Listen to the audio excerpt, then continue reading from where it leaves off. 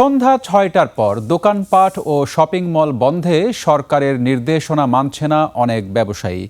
এ নিয়ে আলোচনা করতে শনিবার স্বরাষ্ট্র, বিদ্যুৎ ও বাণিজ্য মন্ত্রীর সঙ্গে বৈঠক করবেন ব্যবসায়ী সংগঠনের প্রতিনিধিরা। বাংলাদেশ দোকান মালিক সমিতির সাংগঠনিক সম্পাদক জানিয়েছেন, বৈঠকে সকাল ১১টা থেকে রাত ৮টা পর্যন্ত দোকানপাট ও শপিং মল খোলা রাখার দাবি জানাবে তারা। শফিকুল ইসলামের রিপোর্টে বিস্তারিত। নগদ নিয়ে এলো হার না মানা হার অফার। সর্বনিম্ন ১০,০০০ টাকা রেমিটেন্স নগদে পাঠালে থাকছে স্বর্ণের হার জেতার সুযোগ। বিদ্যুৎ ও জ্বালানি সাশ্রয়ের লক্ষ্যে দেশের সব দোকানপাট ও শপিং মল সন্ধ্যা ৬টার মধ্যে বন্ধের সিদ্ধান্ত নিয়েছিল সরকার। এই সিদ্ধান্ত কার্যকরের প্রথম দিনে রাজধানীর অধিকাংশ দোকানপাটই ছিল খোলা।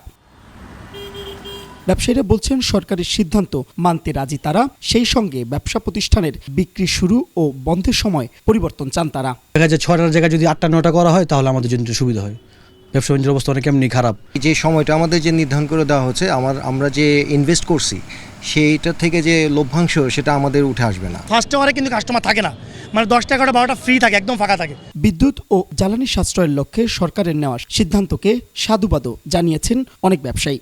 তাই সরকার যেটা করছে সেটা ভালো বুঝেই করছে, এটা আমার বলার কিছু নেই। এটা আসলে দেশের আর্থিক অবস্থা বিবেচনা করলে এটা তো আমরা কিছু করতে পারবো না। যেটা সরকার বাধ্যতামূলক করবে সেটাই তো আমাদের করতে হবে। মার্কেট কমিটি যেটা সিদ্ধান্ত দিবে সেটাই তো মানা উচিত, কারণ আমার একলা কথায় তো আর হবে না। বাংলাদেশ দোকান মালিক সমিতির সাংগঠনিক সম্পাদক জানিয়েছেন, শনিবারের বৈঠকে তারা তাদের দাবি মন্ত্রীদের কাছে তুলে ধরবেন।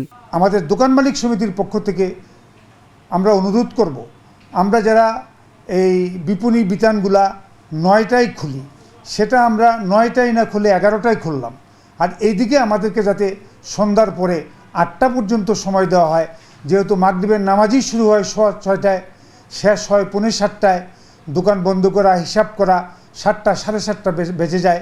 সেই মিটিংয়ে আমরা মনে করি দোকান মালিক সমিতির পক্ষ থেকে সরকারের কাছে অনুরোধ করব। বৈশ্বিক সংকট মোকাবেলার পাশাপাশি ব্যবসায়ীদের স্বার্থ সরকারকে ভাবার দাবি তাদের। শফিকুল ইসলাম, ২১ টেলিভিশন, ঢাকা।